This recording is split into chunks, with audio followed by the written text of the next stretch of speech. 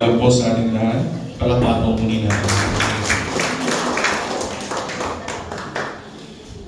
Nais kong batiin ang ating pastor ng isang magandang umaga sa mga kapatiran, sa mga kapatid kay Kristo, higit sa lahat sa ating mahal na Panginoon. Tayo na pinadako sa susunod na bahagi ng ating gawain na kung saan tayo ay mag-aaral ng mga salita ng Diyos. Noong nakalipas na pag-aralan natin sa Romans chapter 4, na ang tao ay inililigtas ng Diyos sa pamamagitan ng paniniwala at pagtitiwala niya sa ating mahal na Panginoong Jesucristo lamang. Wala nang ibang papaniwalaan, wala nang ibang pagkakatiwalaan, kundi ang ating mahal na Panginoong Jesucristo lamang. Siya lamang ang daan patungo sa Ama sa langit. Malino po yan sa John chapter 14 verse 6. Sabi natin, mahal na Panginoong Jesucristo, ako ang daan, ang katotohanan at ang buhay. Walang sino man makakapunta sa Ama maliban sa akin. Ibig sabihin, kapatid, na kung tayo man ay pupunta sa langit kasama ng Diyos Ama na ating sinasamba at pinamahal, yun ay sa pamamagitan lamang ng ating mahal na Panginoong Jesucristo. Bakit? Sapagkat noong siya ay nandito sa mundong ito, siya lamang ang lumakad. Siya lamang ang tao na lumakad sa mundong ito na kahit isang kasalanan wala siyang ginawa. Siya ay malinis sa harapan ng Diyos Ama na nasa langit. At kung titignan siya ng Diyos sa langit, ang makikita ng Diyos sa ating mahal na Panginoong Jesucristo ay ang mismong katwiran ng Diyos. Kaya nga siya lamang ang matuwid. Ang sabi nga sa Biblia, ang ating mahal na Panginoong Jesucristo ang siyang matuwid lamang, wala nang iba. Kaya sa ating pag-aaral sa susunod na kapitulo ng Romans o ng mga taga-Roma, this is Romans chapter 5, mayroong conclusion si Pablo dito. No? Tayo mga tao ay likas na masama at makasalanan. Walang matuwid na tao, wala kahit isa. Alam natin yan, kahit ikaw ay Hudyo, kahit ikaw ay Hentil, na ibigay man sa iyo ang kautusan ng Diyos, o hindi na ibigay sa iyo ang kautusan ng Diyos, wala tayong maidadahilan sa harapan ng isang banal na Diyos, sapagkat tayong lahat ay nagkasala sa kanyang harapan, na sa iyo man ang kautusan o hindi. Bagkus man, tayo ay mga nilikha ayon sa wangis ng Diyos, tayo pa rin ay nagkakasala. Bakit? Sapagkat tayong lahat ay nanggaling kay Adan, na siyang unang nagkasala sa ating lahat. At ang sumpa na galing kay Adan ay naipasa sa lahat ng mga tao. Kaya meron tayong kapasidad na magkasala. Kung gayon, brother, yun, wala na tayong pag-asa kasi lahat pala tayo ay makasalanan. At kung ang Diyos nakatulad niya tayo, base sa ating kasalanan, ano yung makukuha natin? Kaparusahan. Ang kahatulan ng Diyos sa isang tao makasalanan ay kaparusahan. Karapat-dapat lamang ba na parusahan ng isang taong makasalanan? Tama. Ngunit dahil sa pag-ibig ng Diyos at sa kahabagan ng Diyos, tayo ay pinili isa-isa, ibinigay sa ating mahal na Panginoong Jesucristo upang tayo ay sumampalataya sa mga nagawa ni Kristo para sa atin. Yung hindi natin kayang gawin, na tuparin lahat ng kautusan ng Diyos ay ginawa ni Kristo para sa atin. Yun ang dahilan, kapatid, kaya siya bumaba mula sa langit. Bumaba siya mula sa langit, nag-anyong tao ang ating Panginoon upang kung ano man ang hindi kayang gawin ng tao ay gagawin ng ating mahal na Panginoong Jesucristo. Nung nandito siya sa lupa, for 33 years, hindi siya nagkasala kahit minsan. At nung naipako siya sa krus, binayaran niya lahat ng kasalanan ng mga taong ibinigay sa Kanya. Bakit? Sapagkat ang kabayaran ng kasalanan ay kamatayan. So kailangan may mamatay para sa ating mga kasalanan. Alam niyo kung sino yun? Ang matuwid na si Jesucristo ang namatay para sa atin. At itong ginawa ng Panginoon ito kahit hindi natin nakita, ito ay nabalitaan lamang natin na isang mabuting balita, na isang magandang balita, ay pinaniniwalaan natin. Anong tawag dyan? Pananampalataya. Na bagamat hindi natin nakita, pero mayroong biyaya ang Diyos sa buhay natin na atin itong pinaniniwalaan. Kasi ang tao sa kanyang natural na estado is to see is to believe, hindi ba? Naniniwala po ba kayo sa alien? Naniniwala po ba kayo na may alien? Hindi, kasi gusto natin. Makita muna natin bago tayo maniwala, di ba? Pero, di ba kayo nagtataka? Hindi naman natin nakita si Kristo, pero bakit tayo naniniwala? Yan ang biyaya ng Diyos sa buhay natin. Ang biyaya ng pananampalataya na ibinigay sa lahat ng mga taong na ibigay para sa ating mahal na Panginoong Jesucristo. Kung ako, kapatid, ay may kaaway, halimbawa kaaway ko si Sister Max, ang dahilan ko bakit kaaway ko si Sister Max, kasi si Sister Max, lagi siyang gumagawa ng hindi maganda sa akin. Lagi siyang nagre-rebelde sa akin. Lagi siyang nagkakasala sa akin. Okay lang ba na maging kaaway ko siya? Yes, kasi gumagawa siya ng hindi maganda sa akin. At ganyan tayo lahat sa ating Diyos. Tayong lahat ay rebelde sa Kanya. Tayong lahat ay nagkasala sa Kanya. So natural lamang ang Diyos ay galit sa ating lahat. At kung ang Diyos ay galit sa ating lahat, kung ibubuhos ng Diyos ang galit sa mundong ito, kung tayo ay nasa panahon ni Noah, tayo ba ay nakasakay sa arko o tayo ay lulubog sa tubig? Lulubog lahat tayo sa tubig. Sapagkat ang kaparusahan ng Diyos ay ibubuhos sa mundong ito, gaya ng paglubog ng Diyos sa mundong ito. Ganyan din ang kaparusahan na matatanggap ng mga taong nagkasala sa harapan ng Diyos pagdating ng panahon. Hindi sila ilulubog sa tubig, kundi ilulubog sila sa dagat. Dagat pa rin, pero dagat-dagatang apoy. Ito yung nakatakot. Kaya bali ng malulod na kenda, may malulunod king api. Ito yung masakit, mamamatay itong oras nito. So ang Diyos ay galit sa lahat ng mga nagkakasala sa Kanya. So tayong lahat ay rebelde sa harapan ng Diyos. Ngunit, sa mga taong sumasampalataya sa ating mahal na Panginoong Jesucristo, sa mga taong naniniwala at nagtitiwala sa mga nagawa ng ating mahal na Panginoong Jesucristo sa buhay niya at sa krus ng Kalbaryo, binuhay siyang muli pagkatapos sa 3 araw. Lahat ng mga taong mananampalataya kay Kristo ay magkakaroon ng tinatawag nating kapayapaan. Bakit? Pag may gyera, mayroong kapayapaan. Kapag ikaw ay nakikipag-away, anong meron? Gyera, ay ipagbaka. Pero kapag ikaw ay nagkasundo na, mayroon na tayong kapayapaan. At ito ang pag-aaralan natin ngayong umaga na ito.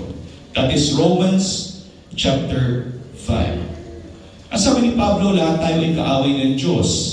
So lahat tayo ay nasa masamang bahagi ng kagalitan at kapuotan ng Diyos. Ngunit dahil tayo ay na kay Kristo na at sumasampalataya tayo kay Kristo na, ito yung conclusion ni Pablo. Romans chapter 5 verse 1 hanggang matapos. Basahin natin ito. Kaya tiyamang tayo inaring ganap sa pamamagitan ng pananampalataya. Makita mo dyan, kapatid, this is by faith alone. Sa pamamagitan ng pananampalataya. At dahil sa pananampalataya natin sa ating mahal na Panginoon Kristo, mayroon na tayo ngayon kapayapaan sa Diyos. Hindi na tayo kaaway ng Diyos, tayo na ay mga kasangga ng Diyos. Tayo na ay pamilya ng Diyos. Tayo ng lahat ay mga anak ng Diyos. At ito ay sa pamamagitan nino ng ating mahal na Panginoong Jesucristo. Makita mo dyan yung 2 articles na aking in-introduce sa inyo. Sola fide, by faith alone, and solus Christus, in Christ alone. Makita mo dyan kapatid, ang pananampalataya kay Jesucristo lamang, hindi kay Maria, hindi sa mga santo, kundi sa ating mahal na Panginoong Jesucristo lamang ang magbibigay sa atin ng kapayapaan sa Diyos, na hindi tayo magiging kaaway ng Diyos, kundi tayo ay magiging kasanggana ng Diyos sa pamamagitan ng ating mahal na Panginoon Jesucristo. So totoo ang sinasabi ng ating Panginoon. Sa John chapter 14 verse 6, ano sabi niya? I am the way, the truth, and the life. Siya lamang, kapatid. Wala nang iba pa. Wala nang tagapamagitan maliban lamang sa Kanya. Sabi natin, Panginoon Jesucristo, ako ang daan at ang katotohanan at ang buhay. Sino man ay hindi makarating sa Ama, kundi maliban o sa pamamagitan ng ating Panginoong Jesucristo. Romans chapter 5 verse 2. Sa pamamagitan niya, makita mo na naman yung word na dyan, sa pamamagitan niya, ang ating mahal na Panginoong Jesucristo lamang, solus Christus, in Christ alone, tayo ay makakalapit at nakakalapit sa biyayang ito na ating pinaninindigan. Alam mo, si Pablo, ang sabi niya, ang natanggap nating pananampalataya, ang natanggap nating pagpapala na mula sa Diyos, ito daw ay biyaya ng Diyos sa atin, at ito ngayon ay ating pinaninindigan na totoo na nangyayari sa buhay natin. Naniniwala po ba kayo na kayo ay narito hindi dahil kayo ay mas magaling kayo sa ibang tao o dahil mas pinaboran kayo ni pastor na puntahan sa inyong bahay? No.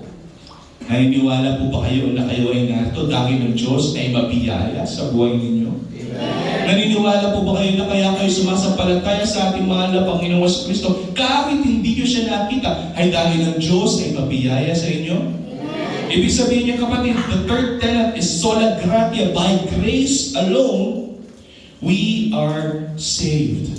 Kaya makikita mo dyan, kapatid, sola gratia, sola fide, solus Christus, by grace alone, by faith alone, in Christ alone. Sa pamamagitan niya, sa pamamagitan ng ating mahal na Panginoon Kristo, there is no mediator. Wala nang ibang mediator, wala nang ibang tao na pwede nating salpantayanan, pagkatiwalaan, kundi ang ating mahal na Panginoong Jesucristo lamang. Sa pamamagitan niya, nakalapit tayo sa biyayang ito, na dati tayo mga kaaway ng Diyos, ngayon tayo ay mayroon ng kapayapaan sa Diyos. Ito'y biyaya na nanggagaling sa Diyos. Nakalapit tayo sa biyayang ito, at itong biyayang ito ay ating pinaninindigan. At dahil dito, bilang mga Kristyano, tayo ay nagagalak sa pag-asa ng kalwalhatian ng Diyos. Hindi ba? Bakit kayo narito? Nandito ba kayo upang ipakita ang inyong bagong dress? O makipagchismisan kay kumare after ng service? O humingi ng tulong kay pastor dahil siya rin ay isang politiko? O nandito kayo kasi naiintindihan ninyo ang katotohanan na ito, na kung tayo ay magpapatuloy kay Kristo, tayo ay naninindigan sa bigayang ipinagkaloob niya sa atin. At dahil doon tayo ay nagagalak. At kung tayo ay nagagalak sa Panginoon, natural lamang ang gagawin natin. Sasambahin natin ang Panginoon. Tuwing kailan? Tuwing linggo, alas 8 ng umaga, dito. Kaya tayo narito. Kasi sinasamba natin ang Panginoon dahil sa Kanyang nagawa para sa atin. Hindi para humingi ng tulong kay pastor. Sideline na lang yun, kapatid. Our main reason kung bakit tayo nandito is to glorify God. Kasi nagagalak tayo sa katotohanan ng ating nalaman ngayong umaga na ito. 3. At hindi lamang gayon, sabi ni Pablo, kundi nagagalak rin tayo sa ating mga kapighatian. Mayroon kang karamdaman, mayroon kang pagsubok na dinadaanan ngayon, mayroon kang problema, wala kang trabaho, wala kang pera, hindi ka makakain, ikaw ay nagugutom, nawalan ka ng asawa, nawalan ka ng anak, may nawala sa'yo, nalulungkot ka, nalulumbay. Pero kahit nangyayari yung mga bagay na yan, ikaw pa rin ay masaya sa buhay mo. Ang tawag sa kasiyahan ng tao, na bagamat mayroong problema, mayroong pagsubok, siya pa rin ay masaya. Ang tawag dyan, kapatid, ay joy o kagalakan. Kaya sabi ni Pablo, at hindi lamang gayon, kundi nagagalak rin naman tayo sa ating mga kapighatian, sa pagkakaalam na ang kapighatian ay nagbubunga ng pagtitiis. Ang sabi ni Pastor last Sunday, yung mga nagtitiis ay yung mga taong kaya na manatili kay Kristo. Bakit? Kasi sabi ng kanta kanina, He will hold me fast. Ang ating mahal na Panginoon Kristo, hahawakan niya ako. Kung ano yung nasimulan niya sa akin, kanyang tatapusin. Na bagamat mayroong oras na tayo ay bibitiw sa Panginoon, maglalambot tayo, mawawalan tayo ng gana, hindi na tayo mag-a-attend, may mga oras na ganyan. Pero kahit bitawan natin ang Panginoon, dahil ang Diyos ay tapat, hindi niya tayo bibitawan. He will hold me fast. At dahil doon, kahit na may kapighatian, alam natin na ang kapighatian na ating dinaranas sa ating buhay ay magbubunga ng pagtitiis. Bakit? Kasi alam mo, mayroong mangyayari pagkatapos ng kapighatian na ito. Kaya ka nagtitiis, hindi ba? Meron kayong kasabihan ng mundo ito, tawag doon ay tiis, ganda. Sino nang nagpa-facial dyan? Yung maraming tagyawat tas nagpa-facial, masakit. Ito po tasandot ang tagyawat daw. Masakit. At mag-tiis ka. Kasi alam mo, kapag ginawa mo yan, mawawala yung mga tagyawat mo. Kahit masakit, okay lang. Kasi alam mo, ang pagtitiis na ito ay magbubunga. At ano pagbubunga niyan? Ang pagtitiis ay magbubunga ng pagpapatibay. Kapag ikaw ay matibay, tatayo kang matibay sa harapan ng Diyos na kahit anong mangyari sa buhay mo, hindi ka manlulubaybay. Bakit? Kasi alam mo na ang inyong pagtitiis ay magbubunga ng pagpapatibay. Ang ginto, kapatid, kapag napulot ang ginto sa daan, hindi ito kasing tibay ng totoong ginto na nilinis, pinupok, dinarang sa apoy. Kasi ang ginto, sa kanyang natural na estado, ay malambot, kapatid. Sino na nakita ng ginto? Malambot lang siya, kapatid. Pag nakita mo sa daan, kasi mas marami pa yung dumi kaysa sa totoong ginto. So, ano yung ginagawa ng isang goldsmith? Kapag may nakita silang maruming ginto, i-refine nila. Tawag dyan ay refinery. Ipapasok nila sa apoy, idadarang sa apoy ang ginto, tapos pupukpukin hanggang sa mawala lahat ng kanyang karumihan. At kapag ito ay natapos, ito ay matigas na bagay, nagtatagal at tumitibay, kapatid. Kaya sabi ni Pablo, ang pagtitiis kay Kristo ay nagbubunga ng pagpapatibay. At ang pagpapatibay ng Diyos sa bawat isa sa atin ang nagbibigay sa atin ng pag-asa. Diba? Nandito ka. Nandito ka kay Kristo, nagtitiis ka dahil ikaw ay nagagalak sa mga nagawa ni Kristo para sa iyo. Na dati ikaw ay kaaway ng Diyos, pero ngayon ikaw ay mayroon ng kapayapaan sa Diyos sa pamamagitan ng ating mahal na Panginoong Jesucristo dahil sa kanyang mga nagawa para sa iyo. At ito'y pinaniniwalaan natin. Amen po ba? Ibig sabihin, kapatid, meron kang biyaya ng pananampalataya at ito ang binigay ng Diyos sa buhay mo. At ito'y dapat nating pinaninindigan. Kapag sinabing pinaninindigan, kapatid, pagka sinabi mo mag-diet ka, mag-diet ka. Kasi nung kaya mag-diet, panindigan. Kalo kaming ni asawa. Sabi mo, mag-diet kami. High carb diet pala, mas mapalanasin gawin.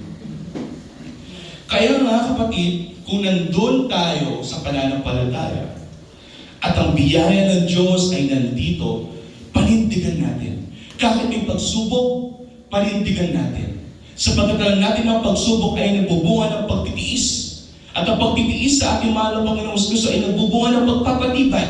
At ang pagpapatibay ay nagbubunga ng pag-asa na alam natin pagdating ng panahon, babalik ang Panginoon. Na alam natin pagdating ng panahon, makakasama natin ang Panginoon. Amen po ba? At sa 5, at hindi tayo binibigo ng pag-asa. Sapagkat ang pag-ibig ng Diyos ay ibinuhos sa ating mga puso sa pamamagitan ng Espiritu Santo na ibinigay sa bawat isa sa atin. Alam natin na totoo ang pangako ng Panginoong Jesucristo sa lahat ng mga sumasampalataya sa Kanya, that He will hold me fast. Tayo ay mananatili sa Kanya. Bakit? Kasi meron siyang ibinigay sa atin ang Kanyang mismong Espiritu Santo na ating kasama, na siyang magpapatunay at magpapatibay sa atin. Yan ang pag-asa ng bawat Kristiyano. Ang sabi nga ni Pablo, sapagkat ang pag-ibig ng Diyos ay naibuhos sa mga nakay Kristo. Noong una, ano kasing ibubuhos sa lahat ng mga tao? Ang kanyang kabuotan, ang kanyang kagalitan, sapagkat tayo lahat ay rebelde sa Diyos. Pero ngayon, in contrast, sa mga nakay Kristo Jesus, ang sabi ni Pablo, ang pag-ibig ng Diyos ay ibinuhos sa ating mga puso. Ibig sabihin, kapatid, when you say heart, this symbolizes what? Our lives, ang ating buhay. Ang pag-ibig ng Diyos ay binuhos sa ating puso. At paano natin malalaman na totoo ang pag-ibig ng Diyos? Ito sa pamamagitan ng Kanyang mismong Espiritu Santo na siyang ibinigay sa lahat ng mga taong kay Kristo Jesus. Ano yung pangako ni Kristo bago siya umalis sa mundong ito? Sabi ng kanyang mga disipulo, Panginoon, huwag ka nang umalis. Nag-aalala sila, natatakot sila. Kasi kapag umalis sa Panginoon, baka anong mangyari sa kanila. Ang sabi ng ating mahal na Panginoon sa Kristo, huwag kayong matakot. Sapagkat meron akong iiwanan sa inyo. Sa English, it's called the helper. Ang siyang tutulong sa atin. Kasi alam ng ating Panginoon na tayong lahat ay mahihina, na tayong lahat sa ating natural na estado ay patay. At sino bubuhay muli sa atin? Ang Espiritu Santo ng Diyos na ibinigay sa lahat ng mga nakay Kristo Jesus. John chapter 3, kapatid, malinaw. You should be born by Spirit. Sabi natin Panginoong Jesucristo kay Nicodemo. Says, sapagkat noong tayo ay mahihina pa, sa tamang panahon, si Kristo ay namatay para sa masasama. Mayroong train of thought si Pablo rito. First, sa mga nakay Kristo Jesus, bagamat tayo ay mga makasalanan, bagamat tayo ay marumi, bagamat tayo ay mahihina sa harapan ng Diyos, bagamat tayo ay mga basahan sa Kanyang harapan, bagamat hindi tayo karapat-dapat, ang sabi ng ating mahal na Panginoon, sabi ni Pablo, sapagkat nung tayo ay mahina pa, sa tamang panahon, si Kristo ay namatay para sa masasama. Makikita ko dyan, kapatid, ang word na ginamit ni Pablo. Christ died for the sinner. Christ died for us. Tayong lahat, kapatid, ay masama sa harapan ng Diyos. Sapagkat bihirang mangyari na ang isang tao ay mamatay alang-alang sa isang taong matuwid, di ba? Marami bang Jose Rizal sa ating lahat? May makikita ka bang Jose Rizal na willing mamatay para sa mga kabataan? Si Jose Rizal, kapatid, ay binaril sa Luneta dahil naniniwala siya sa kakayahan ng mga kabataan. Ang sabi pa nga niya, ang kabataan ay ang pag-asa lang. Kaya siya namatay. Kasi okay lang. Bihirang mangyari yan. Amen po ba? Bihirang mangyari na may taong mamatay para sa isang taong matuwid, para sa mga kabataan, para sa mga inosenteng tao. Bihirang mangyari yan. Sabi ni Pablo, sapagkat bihirang mangyari na ang isang tao'y mamatay alang-alang sa isang taong matuwid. Bagamat alang-alang sa isang mabuting tao marahil ay may mga hangas na mamatay, kamuha ng ginawa ni Jose Rizal. 8. Subalit, ito yung in contrast. Subalit, pinatunayan ng Diyos ang kanyang pag-ibig sa atin. na ang pag-ibig ng Diyos ay mas higit pa kaysa sa pag-ibig ni Jose Rizal sa mga kabataan. Ang pag-ibig ng Diyos ay mas higit pa kaysa sa mga bayani ng Pilipinas sa pag-ibig nila sa ating bayan. Subalit ang pinatutunayan ng Diyos ang kanyang pag-ibig sa atin na noong tayo'y mga makasalanan pa, noong tayo ay hindi karapat-dapat na iligtas, tayo mga rebelde sa harapan ng Diyos, si Kristo ay namatay na para sa atin. Imagine that, kapatid. Napakadalang na may mamamatay para sa isang taong matuwid. Ngunit si Kristo na matuwid ay namatay para sa taong makasalanan. Mas bihira, sapagkat ang pag-ibig ng Diyos ay mas higit pa kaysa sa ating pag-ibig sa ating mga kapwa-tao. Sapagkat Diyos ay pag-ibig. Kaya tayo marunong umibig dahil ang ating Diyos ay pag-ibig. Ngayon, lalo pa nga, ngayong itinuturing tayong ganap sa pamamagitan ng kanyang dugo, ay maliligtas tayo sa galit ng Diyos sa pamamagitan niya. Amen. Ang sabi kanina, mayroon tayong kapayapaan sa Diyos. At bakit natin nalaman ito? Hindi na galit ng Diyos sa atin, kundi iniibig na tayo ng Diyos. Ipinuhos na ng Diyos ang kanyang pag-ibig sa atin. At sa pamamagitan ng dugo ni Kristo na dumalay sa krus ng Kalbaryo, tayo ay maliligtas mula sa galit ng Diyos. Isaiah 53, hindi ba? He was crushed and He was bruised for our iniquities. The punishment that brought us peace. Ang pagpaparusa ng Diyos sa ating mahal na Panginoong Kristo sa krus ng Kalbaryo ang dahilan kung bakit tayo ay mayroon ng kapayapaan sa Diyos. Yes, sapagkat noong tayo mga kaaway ay pinakipagkasundo tayo sa Diyos sa pamamagitan ng kamatayan ng kanyang anak. Lalo ngayong ipinagkasundo na, ay maliligtas tayo sa pamamagitan ng kanyang buhay. Makikita mo dito, kapatid, ang word na pakikipagkasundo. In English, that is reconciliation. The requirement for reconciliation is estrangement, kapatid. Ano ibig sabihin nun? Para may pagkasundo ang dalawang tao, kailangan sila ay nag-aaway. Paano may pagkakasundo ang dalawang taong hindi nag-aaway? Yan po ba? So, for reconciliation to happen, upang mangyari ang pagkikipagkasundo, dapat mayroong nag-aaway. Sino yung nag-aaway dito? Ang Diyos at ang makasalanang tao. Para may pagkasundo ang banal na Diyos sa isang makasalanang tao, kailangan mayroong mamagitan. O tinatawag natin the mediator.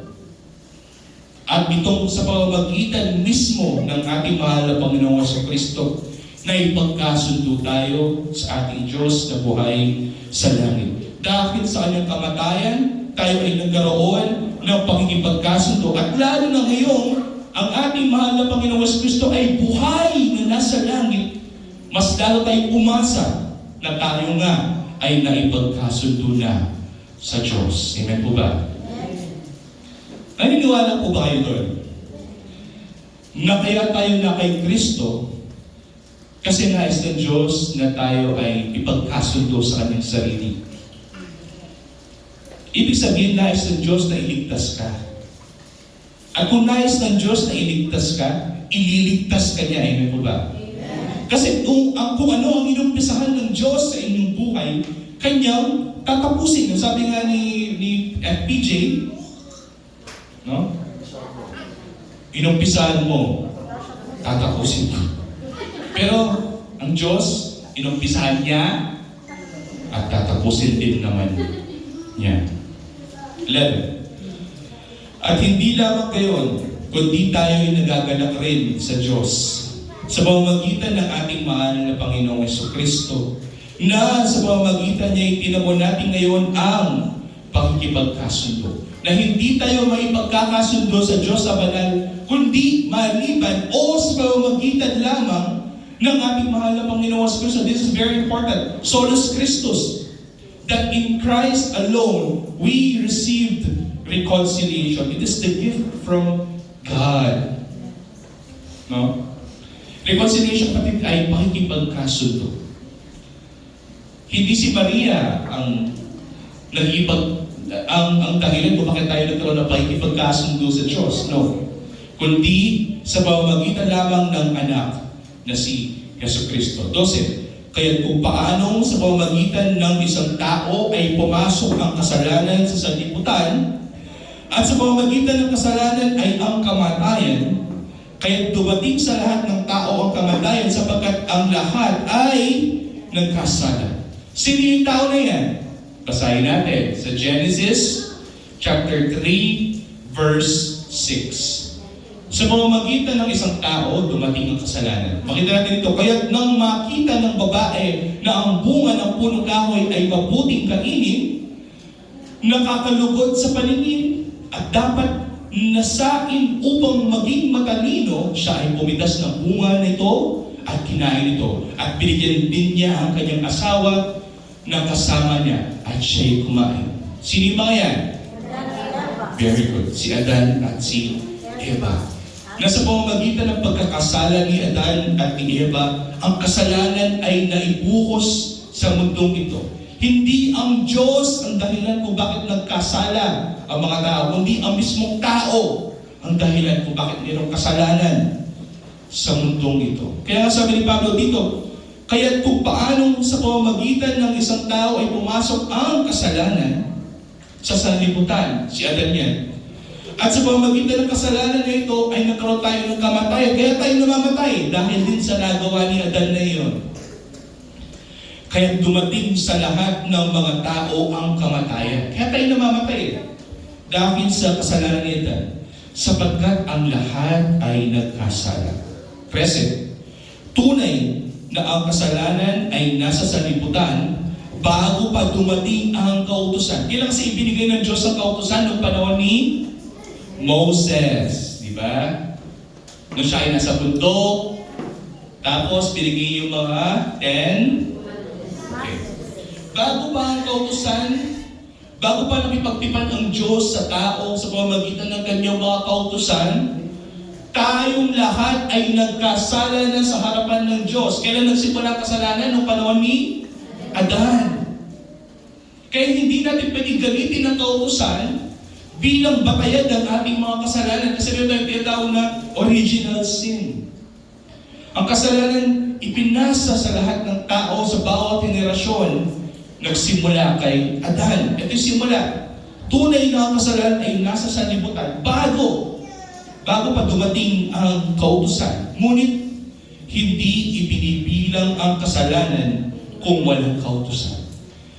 Kung nagkasala ka noong panahon ni Adan, ikaw pa rin ay huhusgahan ng Diyos base sa kautusan na ibinigay niya kay Moses. So, kautusan ay absolute. Kapag ikaw sabi absolute, ito ay walang kamatayan. Ito ay pangwalang hanggan. Na kapag ibinigay ng Diyos ang kautusan, dapat ito ay sundin ng tao. 14. Gayunman, ang kamatayan ay naghari mula kay Adan hanggang kay Moises, kahit sa kanila na hindi nagkasala ng tulad sa paglabag ni Adan, na siyang anyo ng isa na darating. Ibig sabihin, kapatid, nagkasala ka man sa Diyos, sumusunod ka man sa kautusan ng Diyos o hindi, ikaw pa rin ay makasalanan sa harapan ng Diyos. Sabagat lahat tayo ay galing kay Adan. Kahit sinusunod mo ang kautusan, ikaw pa rin ay makasalanan sa harapan ng Diyos. At isa sabi ni Pablo. Subalit, sabi ni Pablo sa 15. Subalit ang kaloob na walang bayad. Ibig sabihin ito ay libre. Ito ay ibinigay ng Diyos. Ito ay regalo.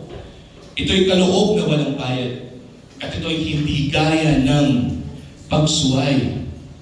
Sapagkat kung sa pamamagitan ng pagsuway ng isa, ang marami ay namatay. Makita mo dyan, kapatid, the doctrine of imputation nandyan pa rin. Kapag ang ninuno ay nagkasala, ang kasalanan ng ninuno ay ipapasa o ibibilang sa susunod na henerasyon. Kaya makikita mo dito, subalit ang kaloob na walang bayad ay hindi gaya ng pagsuway. Sapagkat kung sa pamamagitan ng pagsuway ng isa, sino yan? Si Adan. ang marami ay namatay, lalo pang sumagana para sa marami ang biyaya ng Diyos at ang kaloob dahil sa biyaya ng isang tao na si Jesucristo. Na bagamat marami ang kasalanan sa mundong ito, na bagamat si Adan ang dahilan kung bakit napakaraming makasalanang tao, lahat ng tao ay makasalanan sa harapan ng Diyos.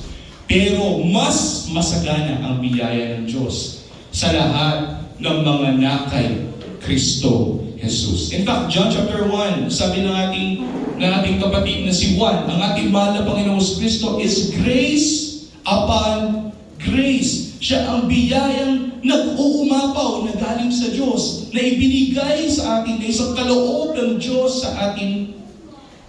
Kaya makita mo dito, sapagkat kung sa pamamagitan ng pagsuway ng isa, ang marami ay namatay, lalo pang sumagana para sa marami ang biyaya ng Diyos at ang kaloob dahil sa biyaya ng isang tao. Sino daw yan? Ang tao na ito na siyang tagapamagitan. Sino yung tao na yan? Na siyang dahilan kung bakit tayo ay nakatanggap ng biyaya.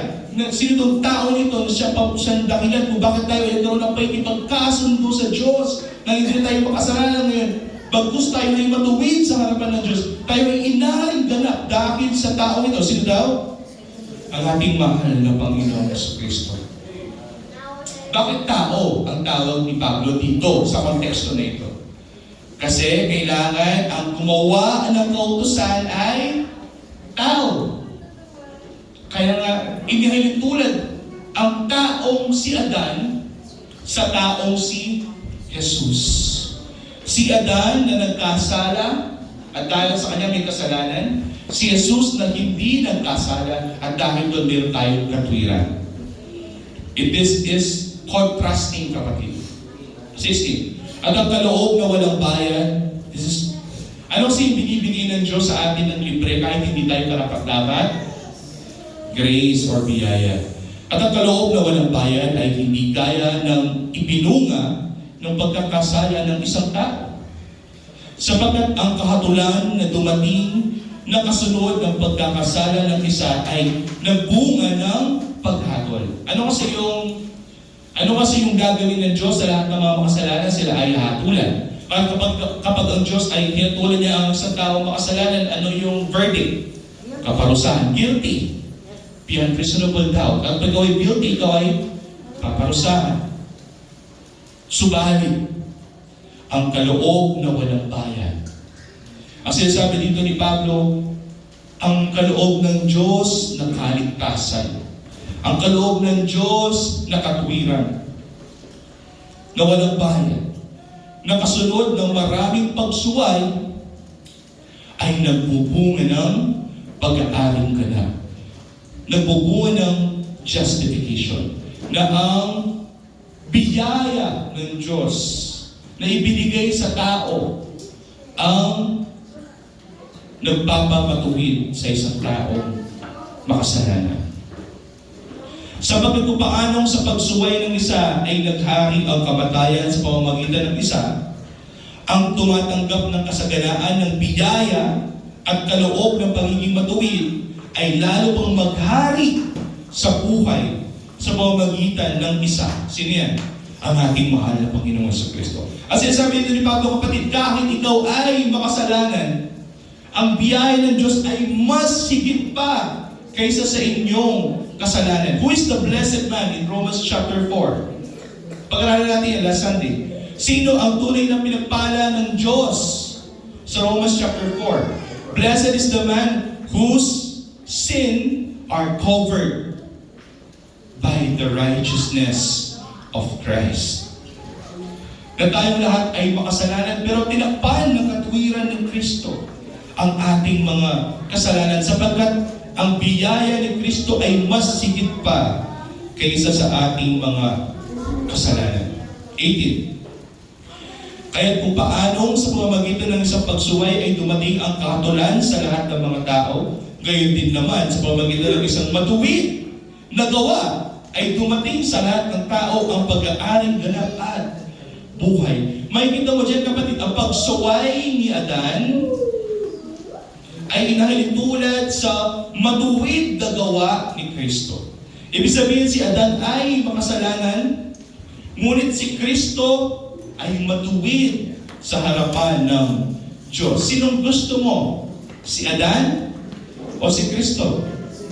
Of course, sa ating mahal na Panginoon si Kristo, dahil sapagkat kung hindi dahil sa ating mahal na Panginoon, wala tayong katwiran. May kita mo dyan, isa at saka isa. Sining isa? Si Adan. At sining isa? Si Kristo. Sa mga anak kay Adan, anong may papasa sa kanila? Anong maibibilang sa kanila? Kasalanan. Sa mga anak kay Kristo, na siya pangalawang Adan, anong ibibilang ng Diyos sa kanila? Katwiran. At ito ay mabibilang ang katwiran ay mabibilang sa inyo sa pamamagitan ng pananaw. Very good. Diba? Therefore, being justified by what? By faith. By faith alone. Sola fide. 19. Sapagkat kung paanong sa pamamagitan ng pagsuway ng isang tao ang marami ay naging mga makasalanan, gayon din sa pamamagitan ng pagsunod ng isa, ang marami ay magiging mga matuwid. Kaya si Kristo ay dumating sa mundong ito hindi lamang para ipako sa krus ng Kalbaryo. Kasi kung dumating si Kristo sa mundong ito para ipako lamang siya sa krus ng Kalbaryo, sana bumaba na lamang siya nung 33 years old siya para ipako sa krus. Pero hindi. Ano yung ginawa ng Diyos? Ipinanganak si Kristo sa mundong ito. Pinanganak siya ground zero. Hindi siya nagmula kay Adan, kundi nagmula siya sa Espiritu. Sa pamamagitan ng isang birhen na si Maria at ng Espiritu, ipinanganak si Kristo sa mundong ito bilang ground zero, the second Adam. Kung ano yung hindi nagawa ni Adan na pagsunod ng perpekto, ginawa ni Kristo for 33 years. Lahat ng kautusan ay kanyang ginawa at sinunod para sa inyo. Para sa ating lahat. Kasi di natin kaya. Kung ano hindi natin kaya, ginawa yan. Ang pagsunod ni Kristo sa kautusan ang dahilan kung bakit tayo ay nagiging matuwid. At paano natin makukuha itong katwiran na ito sa pamamagitan ng pananampalataya kay Kristo lamang. Kasi siya lamang yung matuwid. Hindi ka pwede sumampalataya kay Maria kasi si Maria, kapatid, ay makasalanan. Kamukha natin. Pero ang Panginoon ay hindi. At dito ako magtatapos. Kung meron kong highlighter, mahalaga ito. 20. Subalit dumating ng kautusan na nagbunga ng pagdami ng pagsuway. Ngunit kung saan marami ang kasalanan, ay lalong dumarami ang biyaya. Ng Diyos, alam niya na tayong lahat ay makasalanan. Alam ng Diyos na tayong lahat ay galing kay Adan. Pero paano tatakpan ng Diyos itong kasalanan na ito? Sa pamamagitan ng biyaya. At ang biyayang ito, the embodiment of grace, is our Lord Jesus Christ. Subalit dumating ang kautusan na nagbunga ng pagdami ng pagsuway, ngunit kung saan marami ang kasalanan, ay lalong dumarami ang biyaya. At ito yung ginawa ng Diyos. Ito yung may dahilan. 21. Ito yung dahilan. Upang kung paanong ang kasalanan ay naghari sa kamatayan. Ang dahilan kung bakit tayo ay namamatay dahil tayo ay mga makasalanan. Hanggat nandyan ng kasalanan, mamamatay tayo. Ay gayon din naman ang biyaya ay makapagkahari sa pamamagitan ng pagiging matuwid tungo sa buhay na walang hanggan. At ito ay sa pamamagitan lamang ng ating mahal na Panginoong Jesucristo. May nito mo dyan, kapatid, the doctrine of sin, na hanggat mayroong kasalanan, ang tao ay mamamatay. Paano natin malalaman na makasalanan pa rin ang mundong ito? Kasi namamatay pa rin ang tao. Tumatanda pa rin tayo at mayroong namamatay. Ngunit, pagdating ng panahon, kapag napagtagumpayan na ng ating mahal na Panginoong Jesucristo, lahat ng mga bagay na iyan, Kahit ang kamatayan man ay wala ng kapangyarihan sa ating mahal na Panginoong Jesucristo. At kung wala ng kapangyarihan ng kamatayan sa ating mahal na Panginoong Jesucristo, ibig sabihin lahat ng mga tao na kay Kristo Jesus ay magkakaroon ng buhay na walang hanggan. Sapagkat wala ng kamatayan at wala ng kasalanan sa lahat ng mga na kay Kristo. Tandaan, tayo lahat ay makasalanan sa harapan ng Diyos. Ngunit sa pamamagitan ng biyaya na ipinagkaloob ng Diyos ang pananampalataya sa taong makasalanan, kay Kristo Jesus lamang, tayo ay nagkaroon ng buhay na walang hanggan dahil sa katotohanan na ito. Huwag kang umasa sa iyong mabuting mga gawa, bagkus umasa ka lamang kay Kristo at sa mga nagawa niya para sa iyo. Huwag kang magtiwala sa iyong mabubuting mga gawa, kundi magtiwala ka sa mga mabubuting gawa ni Kristo para sa iyo.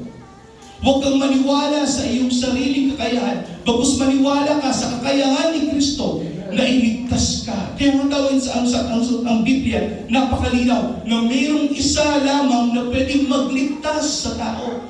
Kasi kung kaya iligtas ng tao ang kanyang sarili, hindi na kailangan pang bumaba ng tagapagligtas na ito. Pero bakit siya bumaba? Kasi alam ng Diyos na hindi natin kaya iligtas ang ating mga sarili. Kaya bumaba siya naging biyaya sa lahat ng mga taong makasalanan. Siya ang ating mahal na Panginoong Jesucristo. Therefore, being justified by faith, we have peace with God through our Lord Jesus Christ. Next Sunday, kapatid, pag-aaralan natin is Romans chapter 6. So Romans chapter 6, kapatid, malalaman natin, mayroong mga patay at mayroong mga buhay. May mga patay sa espiritu, sila ay mga alipin ng kasalanan, at mayroon din mga taong buhay na na kay Kristo Jesus. Pag-aralan natin yan next Sunday. Let's pray. Father, we adore you and we thank you for your words that you have given us, O Lord. We thank you for the blood. We thank you for the gift of life. We thank you for the grace and mercy. O Lord, we are here today gathered, glorifying and worshiping you for what you have done for us. Hallelujah. Praise you be today and forever, we pray.